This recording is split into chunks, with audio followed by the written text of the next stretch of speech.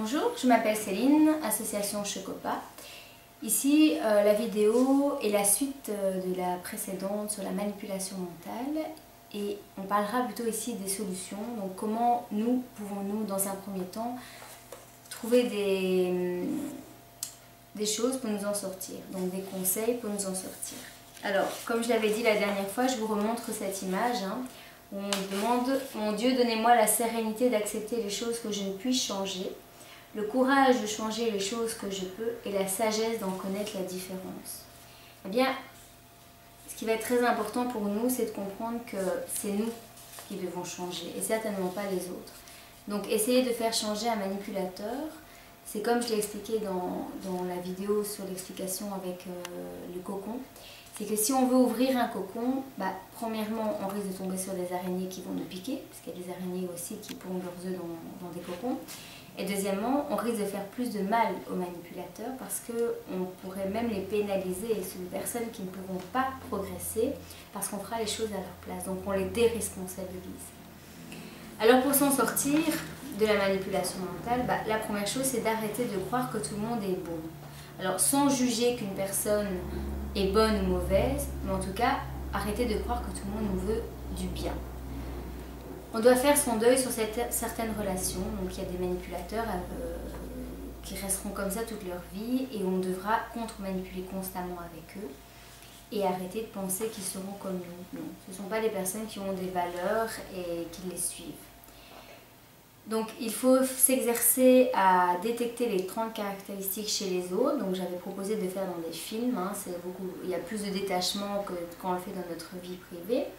Et alors on s'amusera aussi à les chercher chez soi, donc on n'en aura peut-être pas 30, on en aura certaines, mais le fait de comprendre qu'on manipule aussi va nous permettre de sortir tout à fait de cela.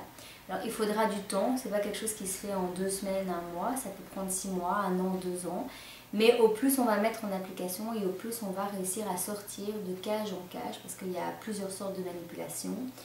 Et donc voilà, ça va se faire progressivement, mais seulement avec des exercices quotidiens. Il faut aussi apprendre à dissocier les événements. Donc, s'il nous arrive des choses, ça ne veut pas dire qu'on est ces choses. Ça, c'est très important à faire. Si on a eu un accident de voiture, ça ne veut pas dire qu'on est un mauvais conducteur de voiture. On doit apprendre à réavoir la confiance en soi. Et si on ne l'a jamais eu, apprendre cette confiance en soi. Sortir de nos peurs, parce que les manipulateurs vont beaucoup travailler sur tout ce qui est peur. Si on a peur de les perdre, si on a peur de perdre notre travail, si on a peur de ne pas être quelqu'un de bien, ils vont avoir une mainmise sur nous à chaque fois qu'on a une peur. On va aussi pouvoir s'en sortir en donnant des permissions à notre inconscient dans son mécanisme de survie. Donc ça veut dire qu'on aura toujours réagi d'une certaine façon avec le manipulateur. Donc je donne un exemple, si on a été confronté à un manipulateur dangereux et violent, donc si notre père par exemple nous frappait, eh bien on va souvent se plier à ses exigences pour ne pas être frappé. Ça c'était un mécanisme de survie. Mais on va proposer à notre subconscient une permission temporaire pour pouvoir changer, et comme notre subconscient se sentira en sécurité, eh bien il va nous permettre, parce qu'il faut comprendre, ça j'en reviendrai dans une vidéo aussi, c'est que notre subconscient, c'est lui qui nous manipule le premier. Donc voilà, on va essayer de travailler avec lui dans la douceur. Apprendre à relativiser, donc apprendre du détachement, à essayer de voir la situation de plus loin, d'une espace plus aérienne. D'apprendre à connaître ses propres mécanismes de manipulation ou de domination ou de défense, c'est la même chose mais dit autrement. Apprendre à se responsabiliser, apprendre à devenir soi-même cohérent, c'est comme ça qu'on va grandir et se détacher des manipulateurs. De ne plus avoir de projet implicite sur autrui, donc de ne plus attendre quelque chose des autres. De devenir explicite, donc d'expliquer clairement nos propres demandes. Donc on va vraiment énormément évoluer en sortant de la manipulation mentale. Apprendre à sortir de la fusion, voilà. Sortir de nos peurs, ça c'est apprendre à lâcher prise, à connaître des phrases types de contre-manipulation et ce dans le respect de l'autre. Donc si quelqu'un vous dévalorise constamment, vous pouvez lui dire bien c'est ta façon de voir, c'est pas la mienne. Alors il y a plusieurs phrases à connaître, il y en a une centaine qu'on peut apprendre par cœur, mais on peut s'en fabriquer 3-4 qu'on peut sortir à toutes les sauces et ça va nous faire beaucoup de bien. On peut aussi apprendre à leur envoyer de l'amour. Alors ça peut paraître fou, mais non. Parce que si vous envoyez de l'amour à une personne, mais que cette personne ne la reçoit pas, il va y avoir un effet boomerang. Et finalement, cet amour que vous avez envoyé, elle va vous revenir si elle ne la réceptionne pas. Donc finalement, c'est à vous-même que vous allez renvoyer son propre amour. Alors essayez de le faire n'importe quand vous pensez à cette personne. Prenez du temps, essayez d'imaginer en vous une boule d'énergie qui est de l'amour et de lui envoyer et vous verrez comme vous allez vous sentir beaucoup mieux.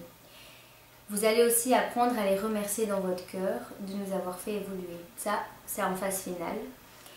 Et puis aussi de décider quelle relation vous allez garder ou pas. Parce que comme je vous l'ai dit, il y a un deuil à faire et il y a des relations qu'on ne pourra pas garder si on veut évoluer. C'est ça aussi, sortir de la fusion. Alors, ici, je vais vous expliquer quelque chose de très très important. Ça s'appelle des jeux de pouvoir interpersonnels. Et ça, j'ai tiré ça d'un livre de Jean-Jacques Crèvecoeur, qui est vraiment quelqu'un qui a expliqué comment fonctionne le relationnel au niveau de la manipulation de la vie de tous les jours. Et ça, c'est vraiment un livre que je vous conseille si vous voulez progresser dans votre vie. Et bien, ici, en fait, on s'aperçoit que quand une personne met une résistance, l'autre personne va mettre la même résistance. Et bien, quand vous êtes avec une personne et que vous voyez qu'il y a un combat relationnel, dites-vous que vous êtes dans un jeu comme celui-ci, où chacun met une résistance. En fait, quand on a un projet vis-à-vis de quelqu'un, alors ça peut être un projet qui a une bonne motivation, hein, ça peut être moi je veux faire comprendre à la personne telle et telle chose, mais si vous avez quand même un projet vis-à-vis de quelqu'un, de le faire changer ou de lui faire comprendre quelque chose, vous êtes dans une résistance au niveau énergétique et cette personne le sent. Et que vos motivations soient bonnes ou pas, cette personne va aussi faire une résistance parce que vous êtes en train d'empiéter sur sa liberté d'agir, de penser. Donc vous êtes dans un combat. Et il n'y a que vous qui pouvez comprendre comment en sortir. Et ça, c'est déjà en décidant de se prendre en main dès aujourd'hui. Et ça, je ferai une vidéo spécifiquement sur les jeux de pouvoir et sur les mécanismes de domination. Mais en attendant, prenez le temps pour comprendre les 30 caractéristiques des manipulateurs et dites-vous qu'à long terme, vous allez vraiment avoir des relations humaines très agréables. Alors en final, quand vous aurez compris comment fonctionnent les manipulateurs et puis qu'ils pourront plus s'agripper à vous, bon, ils vont passer à quelqu'un d'autre. Ils vont choisir une autre proie, bah, voilà, c'est plus votre problème, ce sera le problème de quelqu'un d'autre. Mais au final, comme Astérix et Obélix, vous allez en rire de bon cœur et vous vous sentirez libéré. Et finalement, moi-même, je dirais à tous ceux qui m'ont manipulé un grand merci parce que finalement, vous m'avez permis de comprendre qui je suis vraiment.